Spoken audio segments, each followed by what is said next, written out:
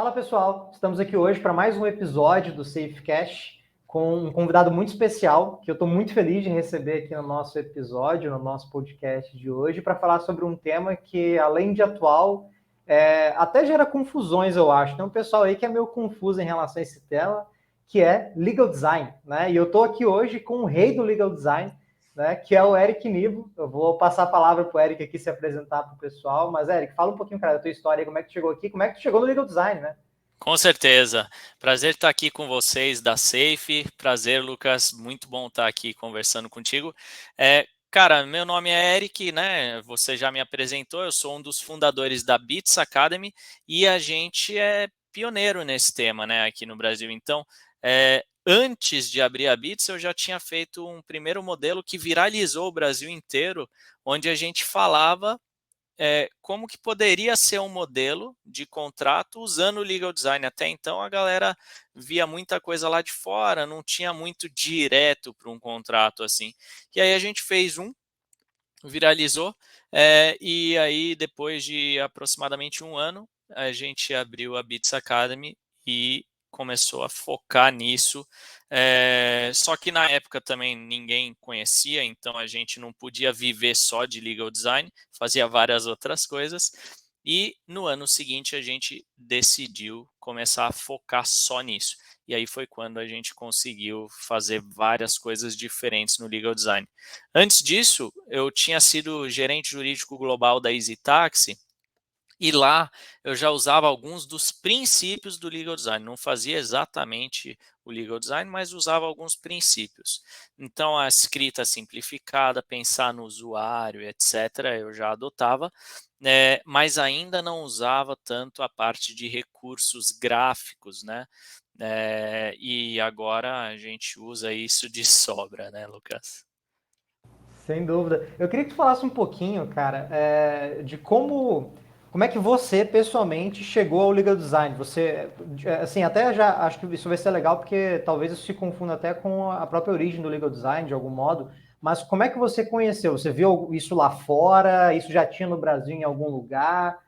Você viu num livro e achou legal e trouxe para cá? Como é que foi a tua experiência de contato com o legal design? Então, eu comecei a fazer e depois eu descobri que existia um nome para isso, tá? Então, na época, para mim, era contract design, né? Que eram as coisas que eu pesquisava eram sempre nessa linha, mas não tinha nada escrito sobre isso, né? E eu estava muito focado na estrutura do documento, como que é a estrutura perfeita. E eu já tinha visto até cursos lá fora falando sobre isso. Só que aí quando eu ia ver, na verdade ele focava realmente só na estrutura.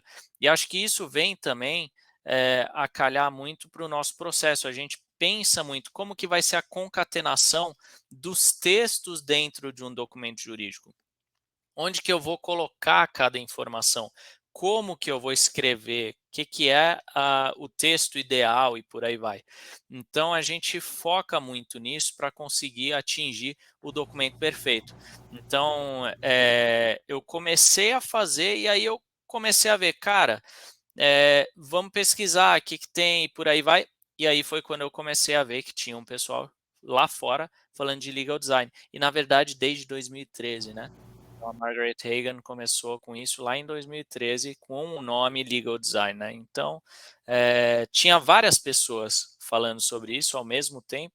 Se a gente pega texto, tem texto lá da década de 90 falando sobre a mudança da forma de escrever na advocacia, né? Então, foi muita gente ao mesmo tempo, né? A gente acaba que. Eu me lembro na faculdade, falou de 2013, né? Se isso começou em 2013, chegou no Brasil acho que um pouco depois, talvez, ou talvez muito Bombou depois. mesmo lá por 2018, 19. É a memória que eu tenho em relação a isso. E aí a pessoal sempre associava legal design àquela ideia de texto jurídico, documento jurídico, contrato, tem muito juridiquês. O legal design é você acabar com o juridiquês e fazer o contrato com uma linguagem simples. Depois eu fui descobrir que não era bem por aí, né? Aí eu queria que você, já aproveitando até para explicar para o pessoal e até para eu aproveitar para eu entender um pouco melhor, queria que tu explicasse para a gente o que é legal design de verdade. Eu não estou falando aqui de colocar ícone em documento ou de simplificar a cláusula. Eu quero saber o que é legal design de verdade, para que ele serve, e depois eu vou fazer uma provocação até, porque recentemente, essa semana eu acho, eu vi o próprio Canva, uma plataforma que acho que a grande maioria dos empreendedores conhece, desenvolveu uma nova ferramenta, que é o Canva Docs, né? Isso. E aí eu me lembrei, putz, cara, como é que isso aqui, porque isso aqui na essência, tentar deixar um documento um pouco mais bonitinho. Como é que isso aqui se conecta com o legal design? Eu queria que tu falasse um pouquinho disso pra gente, se o Canva Docs é legal design, é para isso ou não, né? E já apresentasse esse tal legal design para o nosso público aí que tá ouvindo a gente. Perfeito. Então, eu sou mais chato, né, com essa questão de nomenclatura, como que a gente vai classificar. Então, eu vou dar uma de professor aqui. Vou mostrar aqui minha tela, e aí a gente começa a falar sobre isso. Então, qual que é a ideia, né? Primeiro, se eu estou falando de o que é legal design, eu preciso voltar um passo, né? O que é design? Quando eu vou pesquisar o significado da palavra design, ela significa a concepção de um produto no que se refere à sua forma e funcionalidade. E aí a gente tem que entender produto como resultado final de um processo, ou seja, para eu fazer design eu preciso de um processo. Depois eu tenho que pensar no que se refere à sua forma, eu estou falando da estrutura, né? Como que eu vou apresentar isso? E, por fim, funcionalidade, aí eu estou falando que aquela estrutura, aquele produto que eu criei tem que servir a uma finalidade. E aí vai muito de encontro com o que a gente discute em experiência do usuário. O produto tem que ser útil. Então, se ele serve para uma finalidade, ele é útil para o usuário, tá? Então, esses são os pontos principais aí quando a gente está falando de design. Então, o que seria legal design? Legal, em inglês, né? A gente está falando de um adjetivo qualificando o substantivo design. Então, aí a gente está falando de um produto jurídico. E aí eu tenho que aliar isso à explicação que eu fiz antes. Então, eu estou falando de um produto jurídico, eu tenho que ter um processo para criar esse produto jurídico, eu estou pensando na sua estrutura e ele tem que servir à finalidade para o qual ele foi criado. Ele tem que ser útil.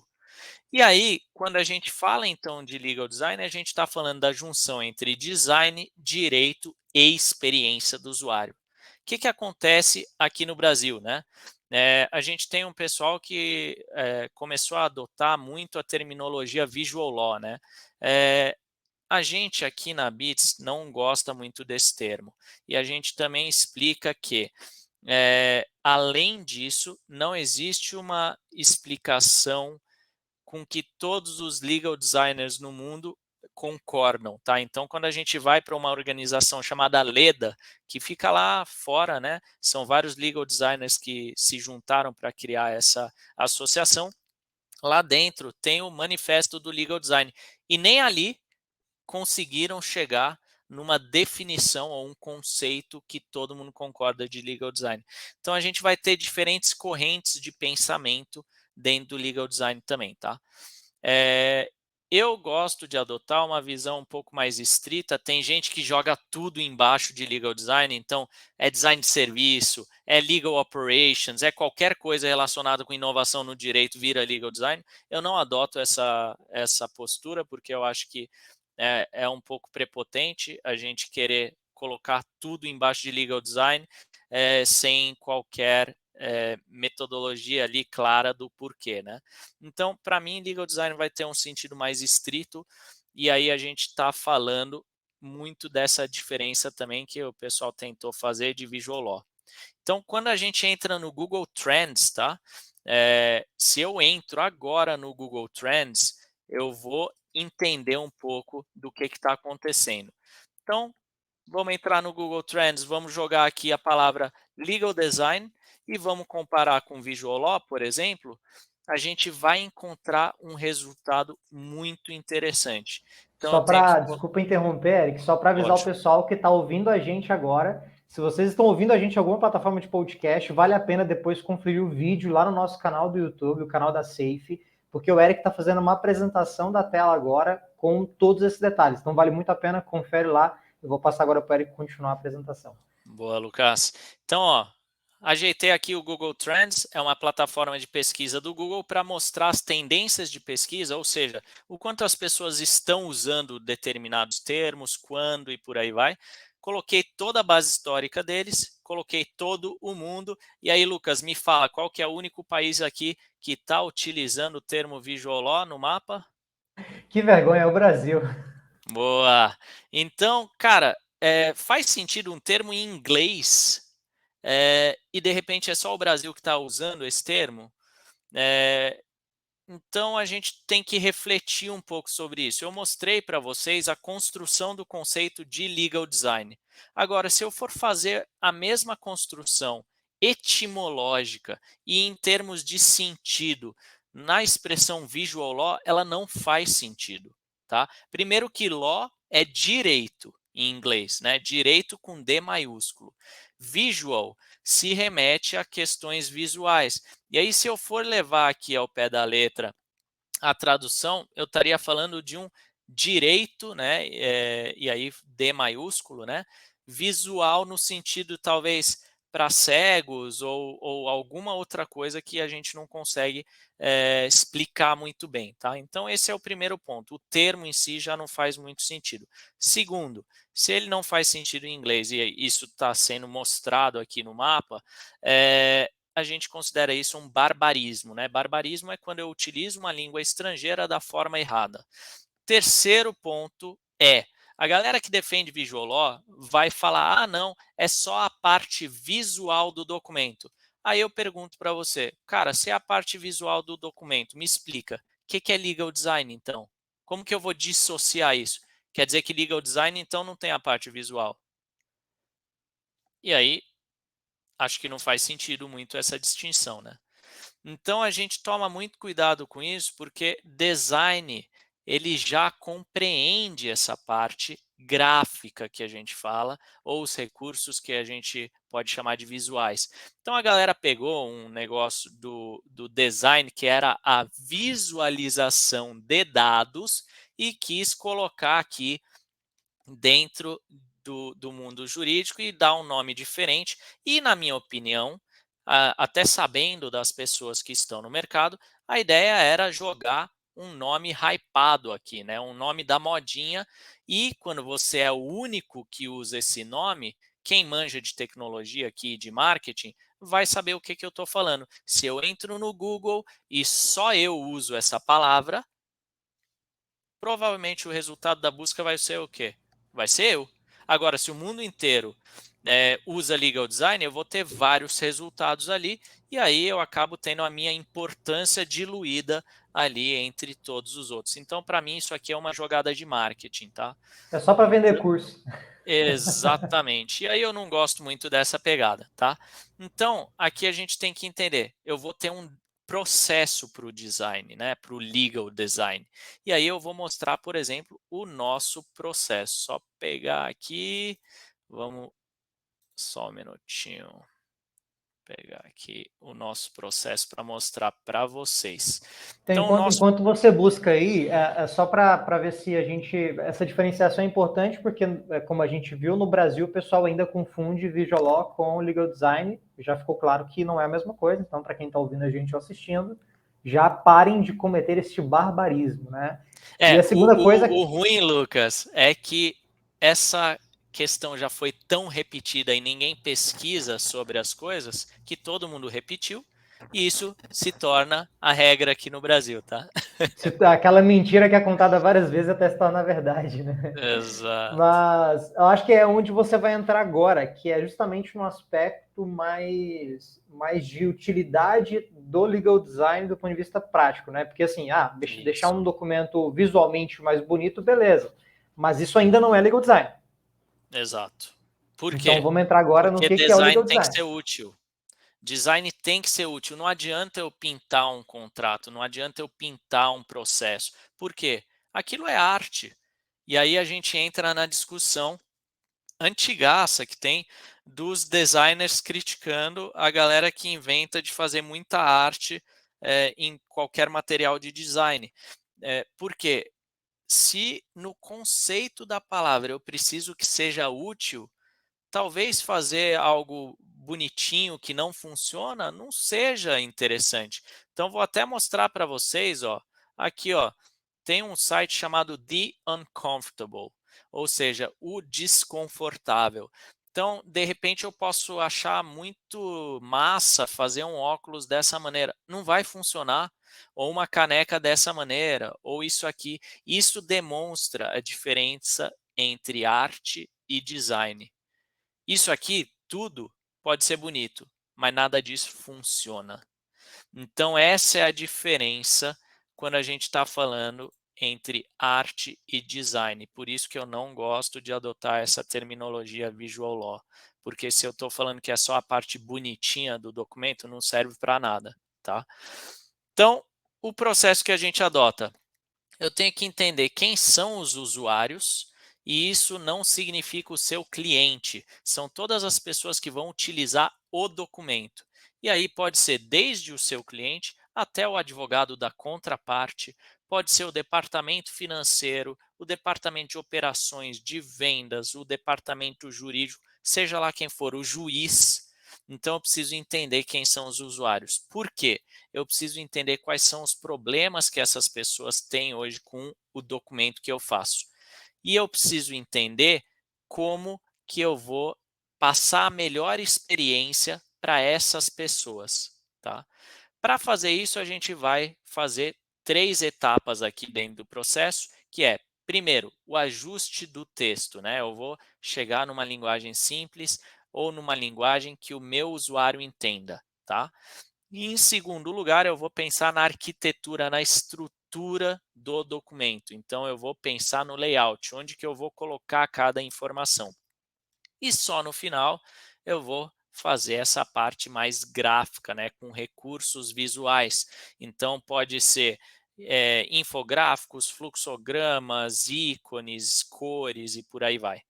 Então, vamos agora nos aprofundar um pouco no que é o ajuste do texto. O que acontece? Esse aqui é um texto típico escrito por advogados, né? Então, o aluguel será reajustado anualmente pela variação do IGPM. Entretanto, se em virtude de lei subsequente vier a ser admitida a correção e periodicidade inferior à prevista na legislação vigente à época de sua celebração, que é anual, concordam as partes desde já em caráter irrevogável que a correção do aluguel e o seu indexador passará automaticamente a ser feito no menor prazo que for permitido pela lei posterior e pelo maior índice vigente dentre os permitidos pelo governo federal e que venha a refletir a variação do período. Do ponto de Meu vista Deus do jurídico, céu. está perfeito, né, Lucas? Tá louco, cara. Agora, para entender isso aqui, você tem que ler umas 5 vezes, né? E estou falando do advogado, imagina o leigo, né? Qual que é o problema da linguagem tipicamente jurídica? Uso excessivo de voz passiva. Então, isso dobra o volume de palavras que eu tenho que usar numa frase. Frases muito longas, então, a gente viu ali que começa em entretanto e acaba só no final do parágrafo. Uma frase do tamanho de um parágrafo. Aí começa a socar a vírgula para tentar fazer algum sentido nessa frase.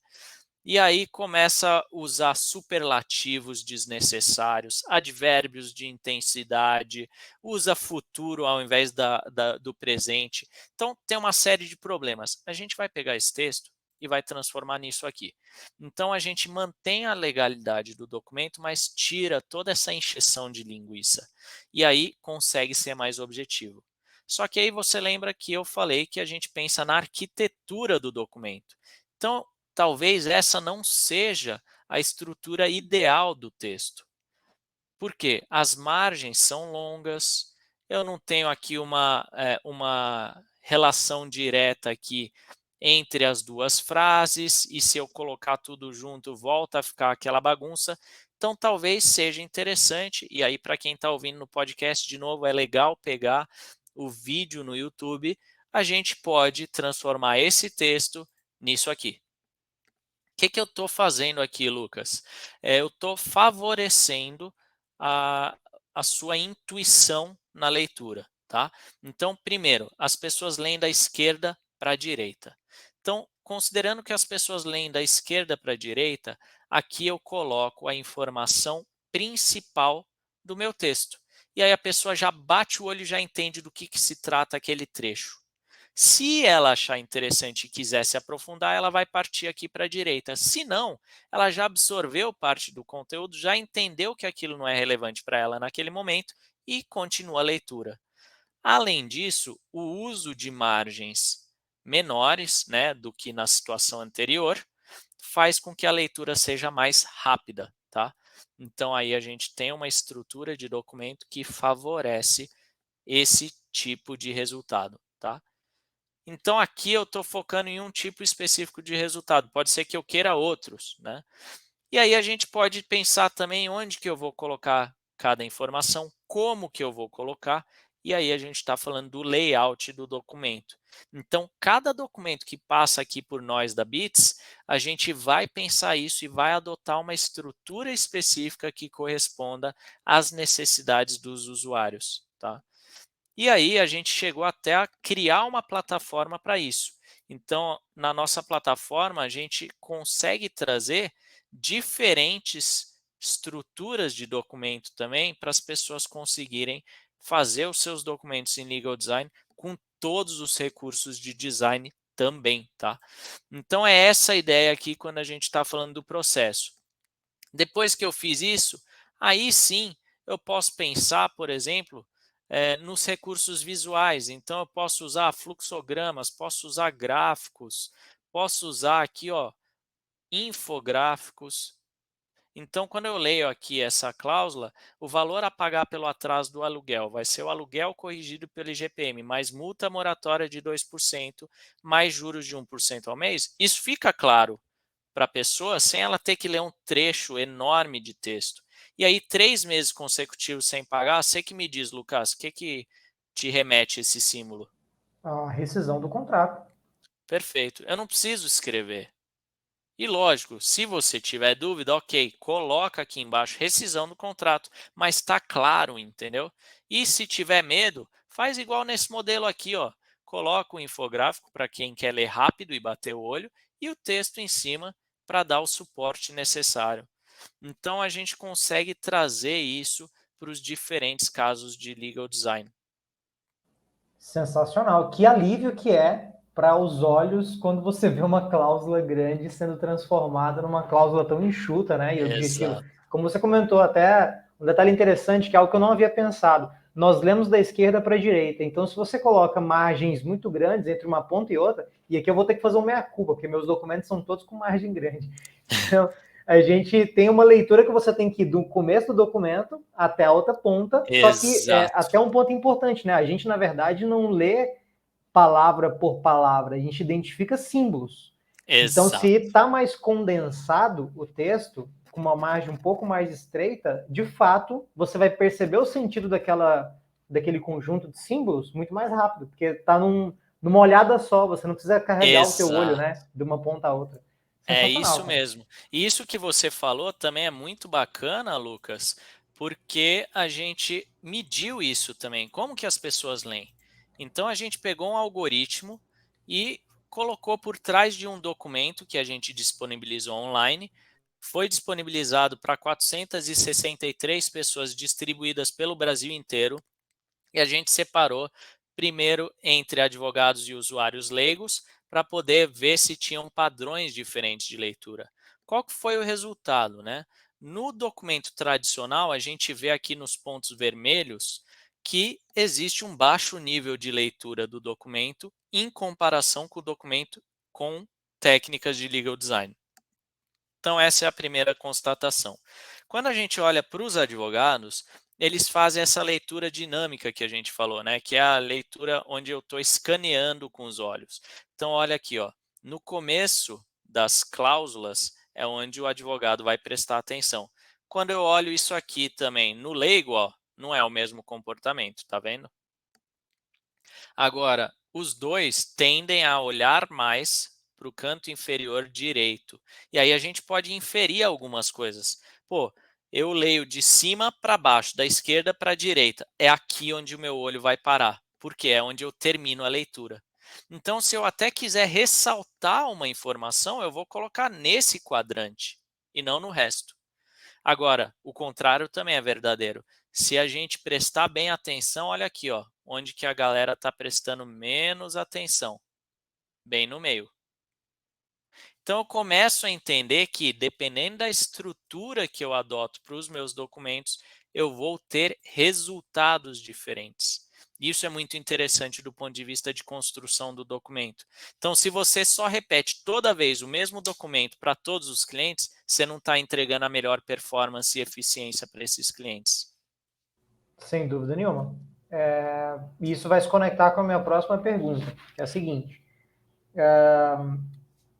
A gente falou aqui que legal design, e você comentou lá no início que realmente é associado a documentos jurídicos, né? Você colocou lá que é um produto que tem que ter uma certa eficiência, tem que ter uma finalidade, tem que atingir a finalidade para ser útil, efetivamente. Esse Isso. produto é um produto jurídico, no caso do legal design. E a minha pergunta realmente, legal design ele se aplica apenas para documentos jurídicos?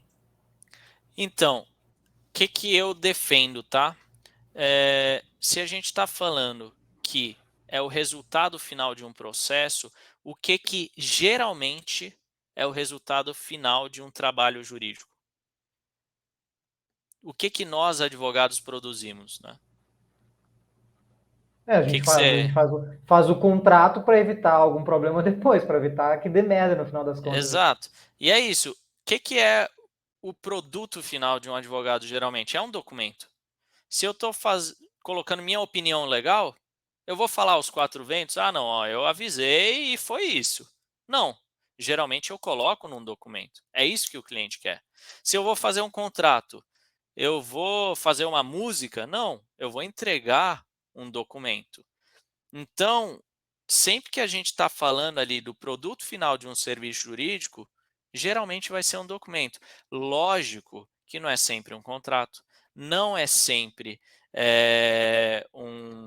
sei lá, um Uma PowerPoint, petição, sei né? lá. Uma petição. Exato. Eu posso ter diferentes formas de documentos, mas todos eles estão revestidos ali da legalidade, eles são utilizados pelos nossos clientes. Agora, falar, por exemplo, que eu estou fazendo legal design porque eu criei um software, cara, não faz sentido para mim, entendeu?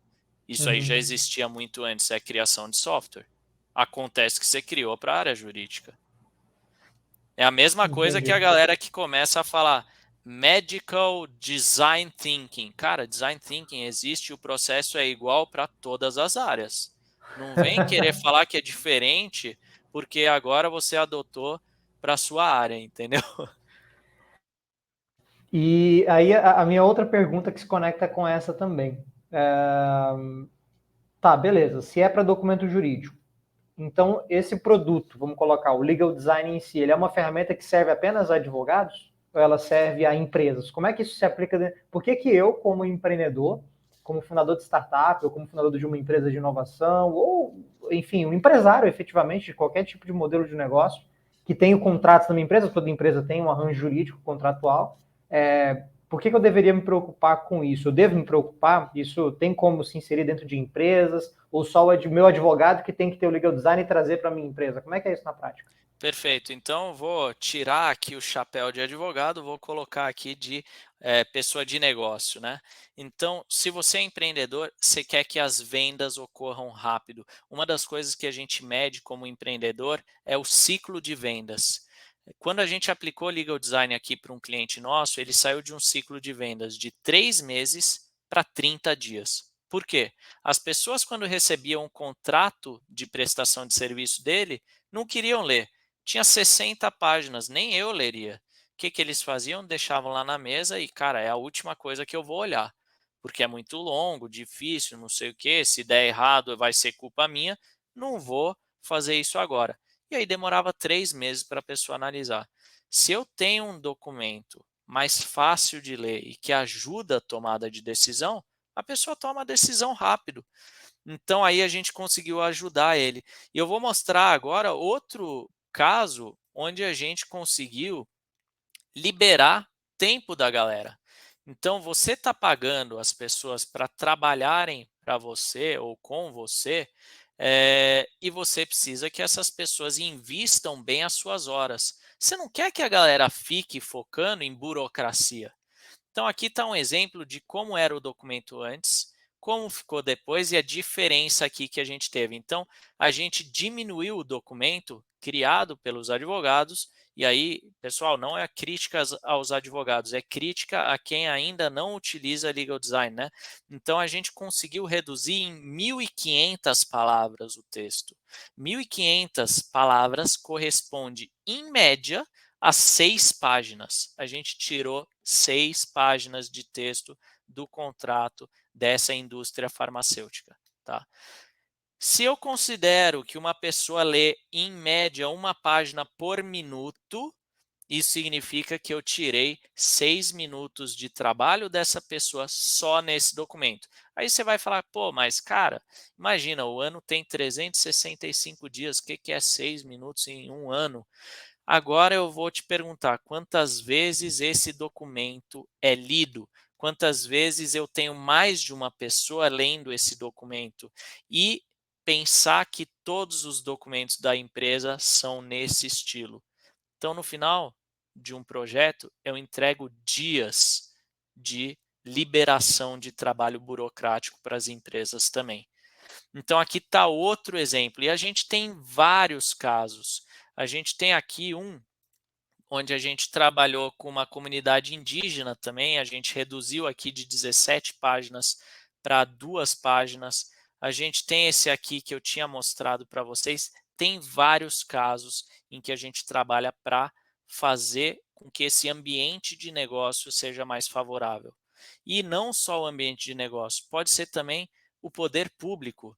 Então, no poder público, o que eu quero? Acesso à justiça. A Constituição fala, e aí eu estou roubando aqui uma frase de um amigo meu, Gabriel, tá? Já vou deixar aqui bem claro, Gabriel Simões, de uma empresa chamada DM, ele falou e eu achei muito interessante. A Constituição fala que todos devemos ser tratados iguais e todos somos iguais. Só que se eu uso já, desde a largada, na Constituição, uma linguagem que ninguém entende, não somos mais iguais.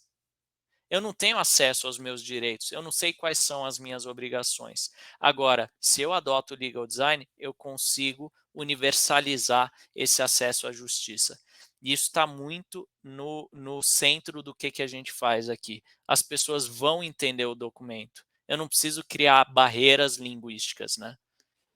Sensacional, cara. Que frase forte, né? Até se a gente for parar para pensar, efetivamente, a gente vê tantos colegas advogados aí que enchem a boca para falar de acesso à justiça, de igualdade, etc., mas são os primeiros a encher um contrato de cláusulas que, obviamente, ninguém vai entender, de usar até em reuniões com clientes expressões, né? O Exato. pessoal fala muito do latim, né? Mas, pô, o latim é o de menos. O pessoal tá até deixando de usar o latim, eu acho, assim espero, pelo menos. Mas Sabe o que me deixa até louco, Lucas? É, eu sou seu cliente, te pago para você me dar um documento que eu não entendo e aí eu te ligo para entender o que você escreveu. Ó, que loucura, né? é absurdo. Chega a ser absurdo, efetivamente.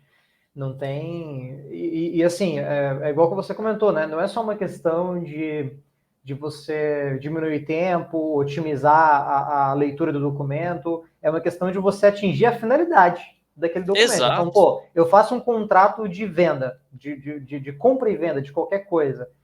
O objetivo daquele contrato, no final das contas, é apenas formalizar a venda em si. Mas se o contrato já gera algum tipo de obstáculo, é muito comum até, eu me lembro que, eu não sei quem foi que falou isso em algum momento, não vou conseguir fazer igual você fez de mencionar quem foi, mas eu vi em algum lugar a pessoa falando que brasileiro, a primeira coisa que ele olha em um contrato é como ele vai sair do contrato. É, exato. Ele vai direto na cláusula de rescisão, né? Peraí, para eu sair desse contrato, eu vou ter que pagar quanto para eu sair desse contrato?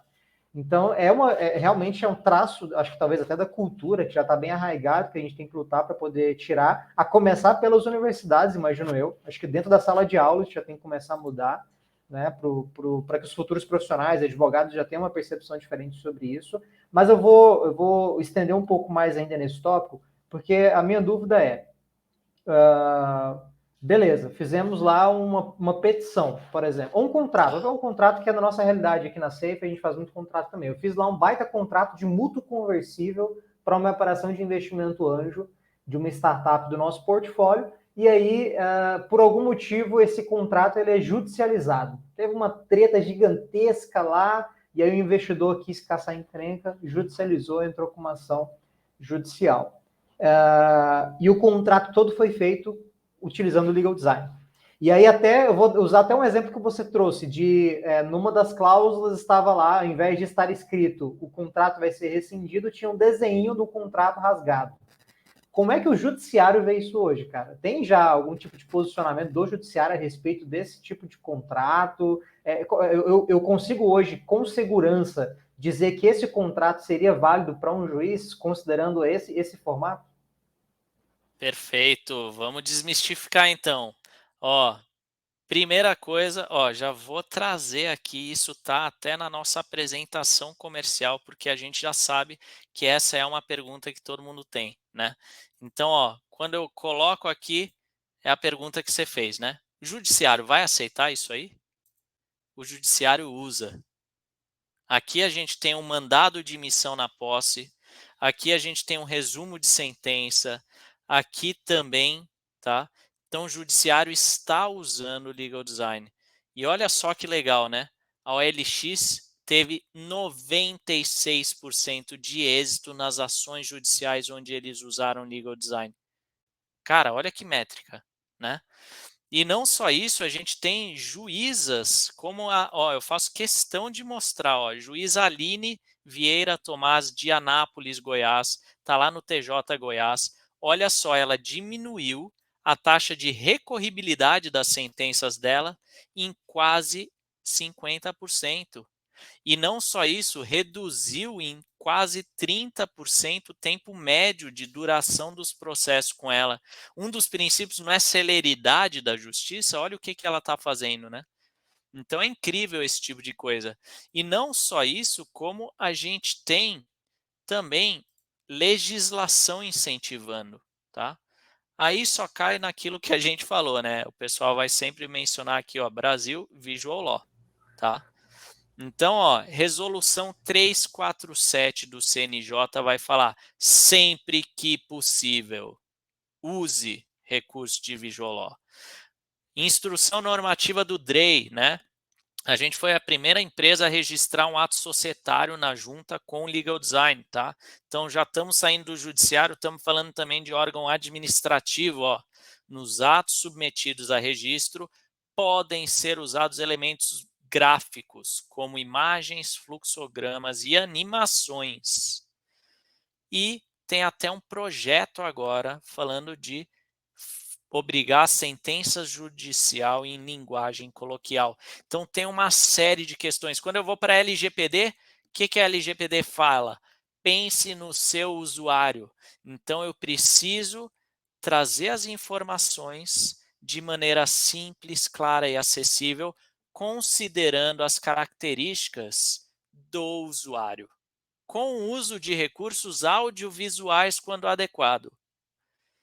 Se eu ainda for pensar no CDC, a maioria dos advogados nem sabe, no CDC está escrito, você não pode fazer texto, documento, né, para o consumidor com fonte menor do que 12. Ou seja, se eu usei Arial 10, por exemplo, eu não estou seguindo a normativa do CDC. E aí que é interessante, Lucas, que eu preciso fazer um design bem feito para garantir a segurança jurídica. Assim como eu precisava fazer um texto bem feito para garantir a segurança jurídica. Então, nada mudou. Eu preciso continuar fazendo bons documentos para garantir a segurança jurídica. E aí, assim como existe o texto ruim, existe o design mal feito, né? Então, é um pouco o que a gente costuma falar aqui. Pô, que legal, cara. Eu não sabia dessa adesão tão grande do judiciário, né, em relação à utilização de legal design. E não só eles, tá? Tem até decreto no município de Recife feito com legal design. Que legal, cara. Que sensacional. É um movimento, né, que está Exato. começando de forma tímida agora, mas a tendência é que realmente se consolide. E aí a minha outra, uma pergunta que eu vou fazer o papel de advogado do diabo, né? Eu estou trazendo problemáticas aqui para você me Bora. responder. Tá, beleza. Vou fazer lá. Eu quero adotar o legal design, tá? É porque me parece, a impressão que eu tenho é que eu pegar o meu, vou trazer para uma experiência de uma empresa que faz contratos, que é a Safe, mas isso pode ser aplicado para uma empresa que quer adotar o legal design lá nos documentos internos da empresa. É muito, me parece trabalhoso, porque Uhum. primeiro eu preciso identificar, porque você trouxe lá um mapa muito legal de como os olhos do leitor vão no contrato, beleza? Primeiro, será que eu vou ter que fazer isso toda vez para poder fazer um contrato bem feito? Essa é a primeira coisa. Segunda coisa, me parece que eu vou gastar mais tempo fazendo o documento. Talvez numa primeira vez, né? Todo mundo usa modelo, beleza, é super eficiente usar modelo para ganhar tempo e tal. Mas, de qualquer modo, toma um certo tempo a mais do meu time, eu parar o meu time para, agora você tem que pensar o documento da perspectiva do usuário e fazer e utilizar a iconização, utilizar gráficos sempre que possível, pegar um design no Canva lá, fazer um desenho bonitinho e colocar para poder ficar mais visualmente agradável e atingir uma finalidade mais efetiva. Me parece que isso toma mais tempo, e se toma mais tempo é mais caro para fazer, né? Pelo menos em primeiro momento. E a segunda coisa é se qualquer pessoa é capaz de fazer, ou seja, eu preciso ter alguém especialista em legal design para fazer isso, eu preciso sempre contratar alguém que saiba fazer para poder fazer isso na empresa. Como é que é isso na prática? Como é que você rebate esse aspecto? Sabe que me parece que é mais caro eu parar para fazer isso, porque toma mais tempo. Sim, e isso foi um problema que a gente via muito, né? Ou você contratava alguém que sabia, ou você ia gastar tempo. Foi por isso que a gente criou aqui um software chamado UX Doc. Agora qualquer pessoa pode fazer legal design. A gente já traz esses templates para você. E assim como hoje você sabe que um contrato de compra e venda tem que ter objeto, preço, prazo, multa, etc., você já começa a saber o que cada documento precisa ter também. Então, vou só mostrar aqui, por exemplo, eu consigo trabalhar qualquer recurso de design aqui, eu consigo facilitar aqui a velocidade, como você falou, eu não sei, nunca escrevi uma cláusula de inadimplemento, joga aqui para dentro que a gente já te dá pronta. Uma vez que você escolheu a cláusula, você ainda pode mudar ela como você quiser e, cara, e a parte de visual, gráfica, etc. Cara, escreveu inadimplemento aqui, aí você vai ter o ícone específico para inadimplemento. E aí eu quero ver o Canva ter um ícone específico para uma questão dessa jurídica. Não vai Olha a ter. alfinetada. Sensacional, cara, sensacional. Então, hoje, qualquer pessoa utilizando a ferramenta já consegue fazer um contrato com o legal design. A ideia é justamente isso. O nosso propósito aqui, Lucas, é fazer com que as pessoas, todas as pessoas, criem documentos que as pessoas vão conseguir entender. E para isso, a gente, por exemplo, abriu um curso gratuito no Mackenzie.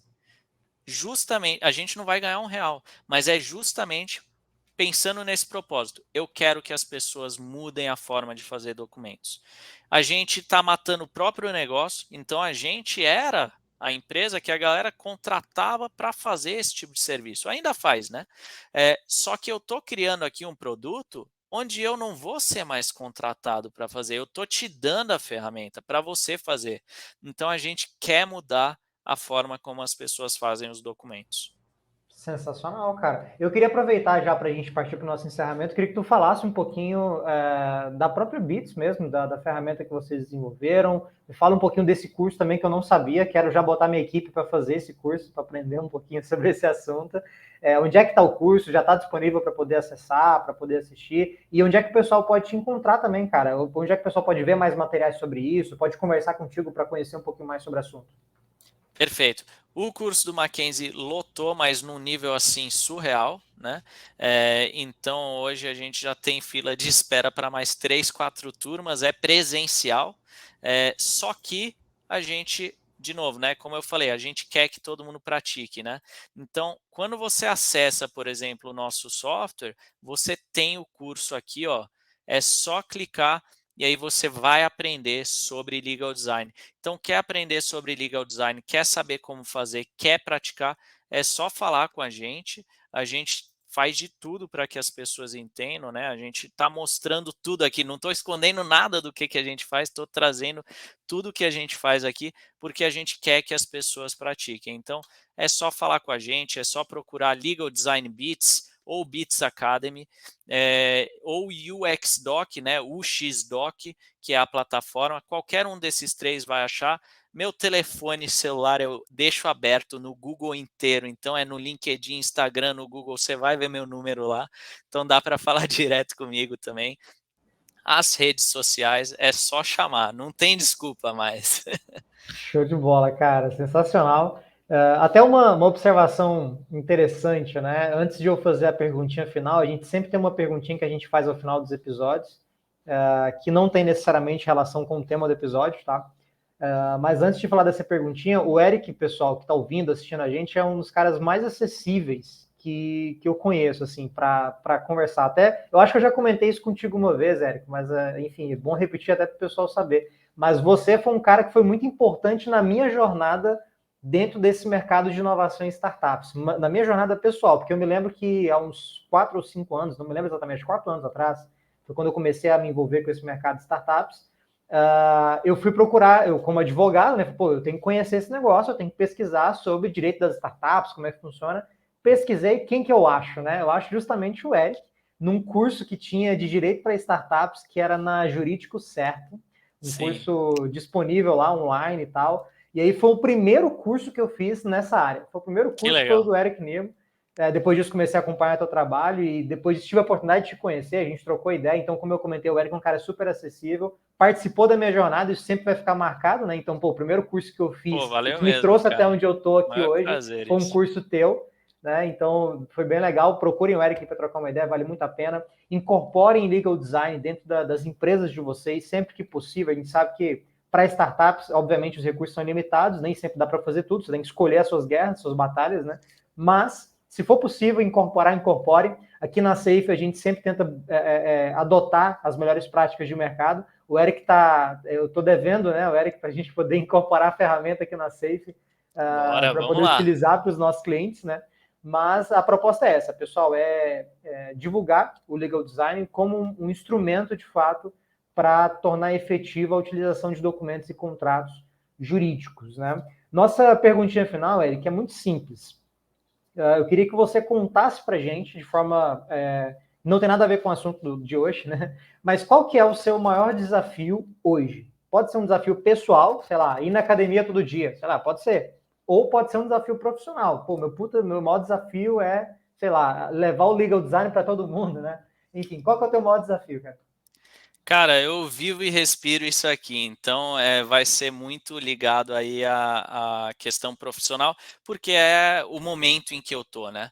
Então, o meu maior desafio mesmo é fazer com que as pessoas mudem essa mentalidade de criar essa barreira linguística e criar os documentos agora que façam sentido para os próprios usuários. Então, isso tem sido uma pauta que eu venho batendo há algum tempo e essa, para mim, é o maior desafio e é onde eu estou me motivando todo dia para trazer pelo menos mais uma pessoa por dia para mudar essa mentalidade e começar a adotar legal design.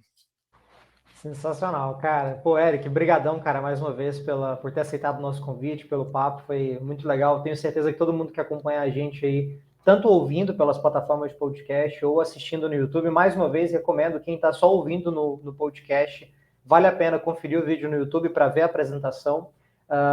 Quero agradecer a todo mundo que está com a gente aqui. Se você curtiu esse episódio, eu só vou te pedir sempre duas coisinhas que eu peço ao final dos episódios, que é se inscreva, seja na plataforma de podcast onde você está, seja no nosso canal do YouTube, para poder acompanhar os próximos, né? Compartilhar esse episódio com a sua rede de amigos e empreendedores, para que a gente possa chegar a mais pessoas. E a gente quer sempre continuar produzindo esse conteúdo legal, esse conteúdo de valor para você que está nos assistindo, nos ouvindo. E o número de visualizações é sempre um indicador muito importante para a gente. Então, quanto mais pessoas assistirem, acompanharem e tiverem acesso a este episódio, é um sinal de que a gente está no caminho certo e que a gente pode melhorar. Você pode ir nas nossas redes sociais para deixar o seu feedback também, porque vai ser muito importante para a gente. E eu espero vocês no nosso próximo episódio.